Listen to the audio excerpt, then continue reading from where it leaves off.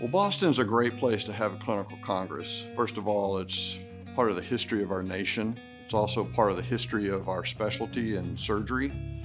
This is where Ernest Codman started his quality improvement programs. I think the schedule is going to be packed with interesting information, cutting edge research reports, and some things that you might not expect to see at a surgical education program to do with leadership and ethics and emotional intelligence and growth for each surgeon present. Clinical Congress is really the premier place to learn about what's really happening in your specialty. You learn about what's happening on the ground, not just what you're reading about. What are people doing in the real world? And there's really no way to beat that kind of experience. The Clinical Congress is always about networking. It's always about seeing the friends and trainees and colleagues that you have worked with for 25 years. They coalesce in one place every year, and that's the Clinical Congress. It happens to be in Boston, which is an amazing food scene.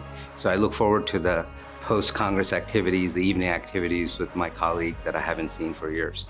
Every year I look forward to the Clinical Congress, certainly for Taste of the City, and Congress being in Boston, I would imagine I will enjoy a big bowl of clam chowder at Taste of the City.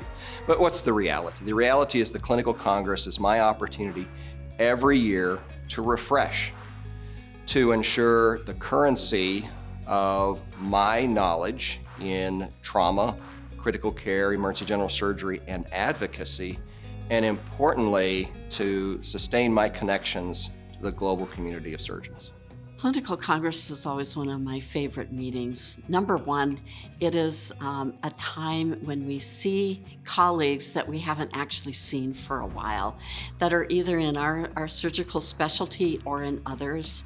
It's also a time when I see people who've taught me over the years and that I've mentored over the years.